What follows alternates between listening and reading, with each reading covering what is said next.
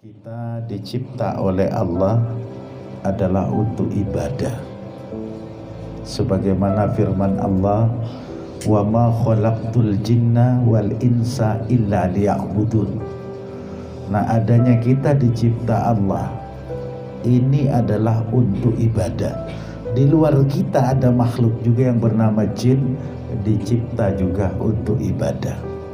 Hidup adalah untuk ibadah. Nah, kemudian tujuan hidup ini apa?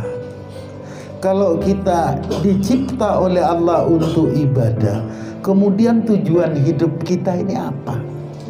Ini kan jadi pertanyaan bagi masing-masing kita, supaya apa dalam hidup kita ini menjadi lebih bagus dalam konsep selanjutnya menjadi orang yang muttaqin. Sebenarnya tujuan hidup kalau dari doa yang kita baca tidak ada lain. Rabbana atina fid dunya hasanah wa fil akhirati hasanah wa qina adzabannar. Tujuan hidup itu ada dua. Pertama, kita bahagia di dunia. Yang kedua, kita juga bahagia di akhirat. Nah, kalau bahasa sederhananya bahwa tujuan jangka pendeknya adalah bidunya hasanah, kalau tujuan jangka panjangnya adalah wabil akhirati hasanah, karena di sana ada waqina adzabannar. Nah, tentunya kalau kita punya tujuan hidup, tentunya ada alat untuk mencapai tujuan, itu pasti. Dalam sebuah perjalanan untuk mencapai tujuan pasti harus ada alat.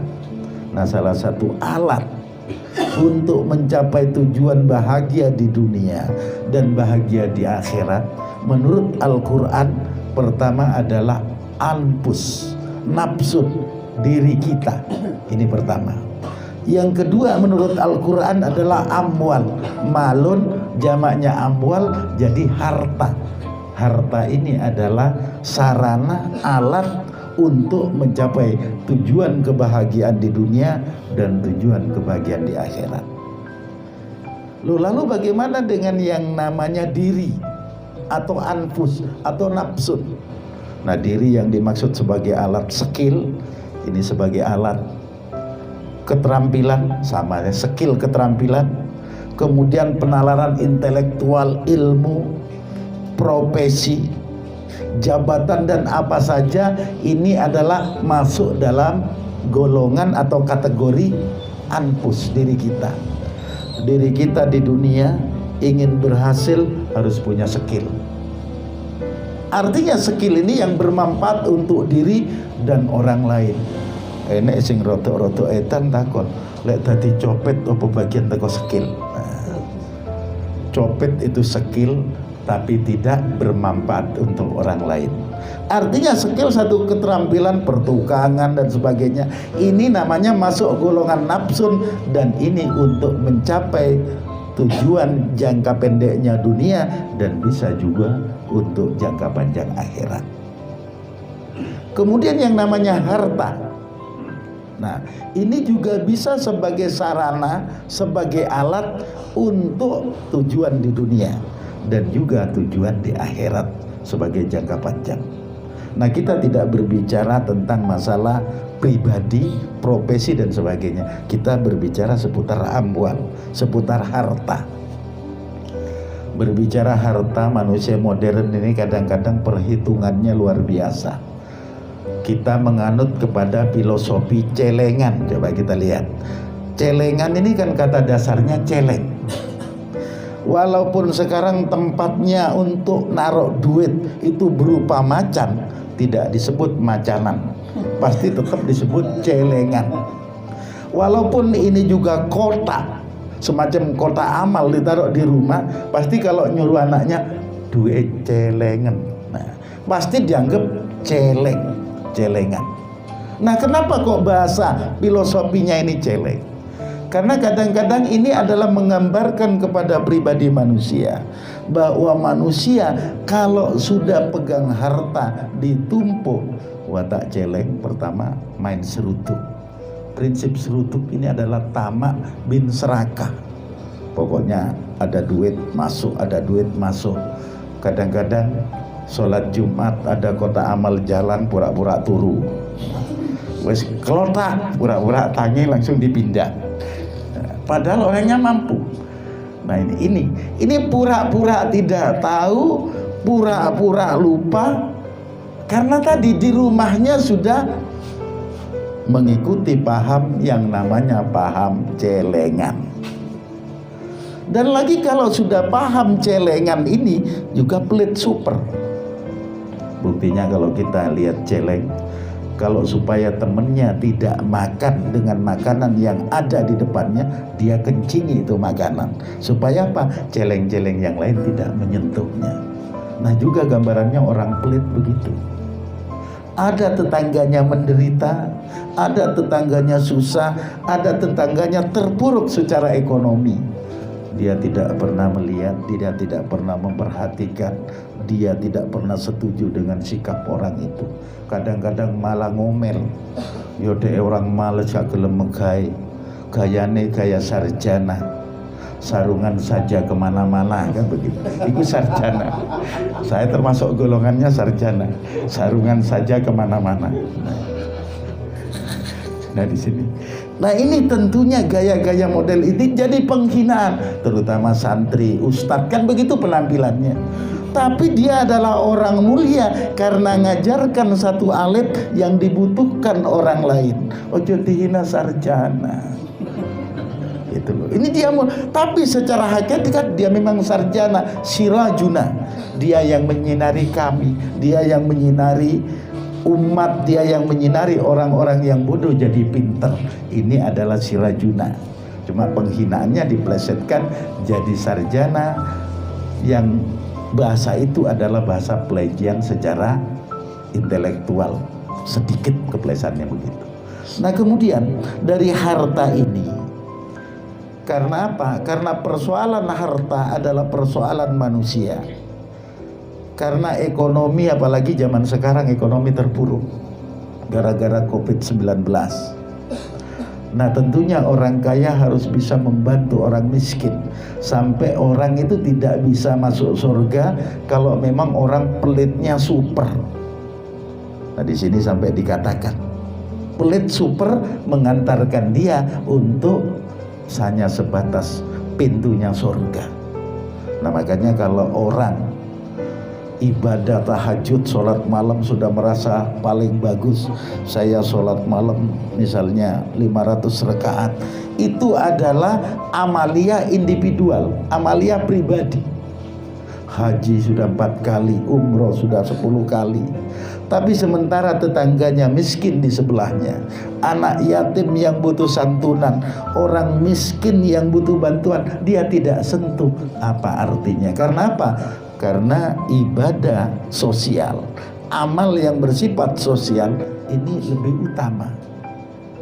Nah di sini makanya kita jangan hanya mengandalkan ibadah tahajud kita, sholat 5 waktu kita, sementara ada orang miskin, orang kelaparan kita tidak nyentuh. Nah di sini, atau pura-pura tidak ngelihat kalau ada orang miskin, atau kadang-kadang cuma diceramai, didalili.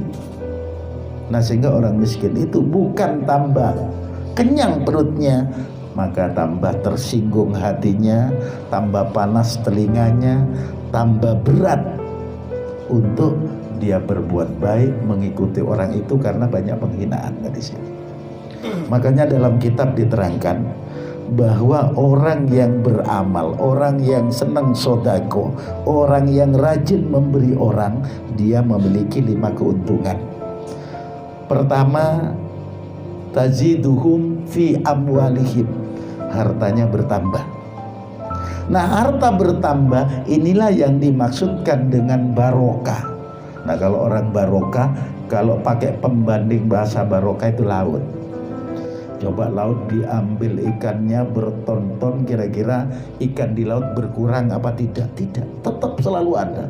Sedunia ini laut diambil ikannya berjuta-juta ton, tidak ada ikan di laut tambah berkurang. Besok dicari, besok dicari. Atau paling radikal lah bahasanya, orang disunat. Orang disunat dipotong ujungnya, apakah tambah kecil karena dipotong? Tidak. begitu tambah dewasa, tambah besar, ya punya anak juga. Nah ini. Nah artinya apa yang kita berikan kepada orang lain, kalau ngikuti konsep barokah itu akan bertambah kebaikannya. Orang yang rajin sodako, dia akan bertambah kebaikannya. Dengan hartanya dia akan rajin ibadah.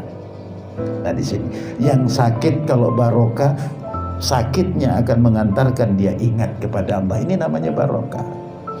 Yang miskin kalau kemiskinannya menyebabkan dia lebih cinta kepada Rasulullah, menyebabkan dia lebih cinta kepada Allah, ini juga namanya barokah. Jangan kita kan pandangannya sementara materi. Kalau orang kaya, uripe barokah, belum tentu. Karena harta kan harus dibersihkan. Kalau tukang-tukang korupsi itu kan pasti hartanya banyak. Itu tidak barokah. Walaupun sudah diberikan ke siapapun, tetap tidak barokah. Karena konsepnya begini. Kalau harta yang ada dibersihkan dengan zakat, dengan sodako dan sebagainya, berarti harta ini dibersihkan dari kotoran. Nah kalau kotoran, kira-kira bisa nggak dibersihkan? Tidak bisa. Nah begitu, harta korupsi ini namanya kotoran. Kalau sudah kotoran, tidak bisa dibersihkan. Wong namanya kotoran. Siapa yang sanggup membersihkan tai anjing? Tidak sanggup. Tapi kalau kotoran ini ada di baju kita dan baju kita menyebabkan kotor, baju kita dibersihkan dari kotoran bisa. Tapi kalau kotoran itu sendiri dibersihkan tidak bisa. Nah artinya apa? Duit yang memang sudah haram ini kotoran, tidak bisa dibersihkan. Tapi kalau barang halal ada campuran haramnya, yang haram ini kita bersihkan dari harta kita, ini yang benar. Makanya di Islam ini ada zakat, ada sodako, ada infak. Tujuannya adalah membersihkan harta kita, sehingga harta kita akan bertambah berkah. Itu pertama kata Nabi. Yang kedua, dawaun lil marud. Orang sodako ini menjadi obat bagi orang sakit. Makanya kalau ada orang sakit, sudah periksa ke dokter, cari tabib, obat herbal sudah, dukun sudah habis semelaya, tambah ke Banyuwangi, tambah ke Probolinggo, tidak ada dukun yang mandi. Senjatanya hanya satu, yakni sodako atas nama si sakit. Mohonkan kepada Allah. Dengan sodako ini si sakit tentunya akan disembuhkan oleh Allah. Karena yang bikin penyakit adalah Allah, yang menyembuhkan juga Allah. Tapi masyarakat kita kan tidak. Kadang-kadang masyarakat kita sakit demam dikit, asam lambung, kumat, agak kembung perutnya, datang tetangganya ngomongi bahwa tetangga sebelah kemarin megang menyan lewat mau sampean. Sudah curiga, jangan-jangan DE sing nyantet aku. Mulai orang kita kan modelnya begitu. Atau kadang-kadang lewat di mana tahu-tahu sakit, datang ke dukun, oh ini kesambet. Nah, orang kita ini modelnya kena orang dan kesambet ini umum. Karena apa? Dukun ini adalah dokter yang tidak sekolah. Nah sehingga bahasanya adalah sembrono alias ngawur. Karena apa? Dia tidak bisa menganalisa penyakit. Asal-asalan ngomong, oh kesambet, enek jin limo melebu. Nah, kok bisa jin limo masuk ke badan ini? Nah inilah bahasa akal-akalan kita, akal-akalan masyarakat yang tidak memahami dunia medis. Nah di sini. Yang ketiga, orang yang senang sodako, yarfa'ullahu ta'ala anhumul bala. Allah akan ngangkat bala dari orang tersebut. Misalnya musibah akan menimpa kita, karena kita rajin sodako, Allah nolak bala itu. Misalnya kita mau bepergian, karena kita sebelumnya sodako, mau ditakdirkan tabrakan, oleh Allah diahlihkan dengan tabrakan dalam mimpi. Nah ini bisa, ini hak Allah. Makanya kata Nabi, akan diangkat balak-balak dari orang tersebut manakala orang tersebut jadi ahli sodako. Nah ini hebatnya. Makanya ibadah-ibadah yang sifatnya sosial di dalam agama adalah sangat luar biasa, sangat manfaat. Kalau kita ingin dijauhkan dari bala, ingin dijauhkan dari corona, ahli sedekah sudah, saya yakin corona tidak akan pernah menyentuh kita. Karena apa? Karena ini janji dari Rasulullah sallallahu alaihi wasallam. Selanjutnya, kalau orang ahli sedekah yamurruna ala sirat kalbarkil khotib, dia akan lewat ke siratul mustaqim sebagaimana kilat yang menyambar. Karena dalam satu keterangan bahwa siratul mustaqim ini gelap. Begitu kita lewat di siratul mustaqim yang sangat halus jalannya, kemudian gelap gulita, yang menjadi cahaya adalah amal-amalnya, sholatnya, puasanya, dan macam-macam. Tapi kalau orang memang membiasakan istiqomah, ajak, konsistensi terhadap sodako, maka dia malah lebih cepat. Kalbarkil khotib, seperti kilat yang menyambar, langsung masuk ke surga. Kalau kita kan enggak, sebagaimana kata saya tadi, kalau ada pengemis mau masuk, assalamualaikum, kita sebagaimana kilat menyambar juga, nyingkre, sembunyi pawon. Ini kita. Nah di sini, bukan sebaliknya. Nah sehingga uangnya tidak jalan, tapi orangnya ngomong ke anaknya, le ditakoni wong iku ngomong bapak kau no. Iya pak, anaknya keluar. Bapak ya ono le, jarine bapak gak ono. Namanya anak kan jujur. Kata pengemis, bohong sekali orang itu yang ingkri. Nah inilah makanya orang pelit ini tetap doanya orang akan jelek.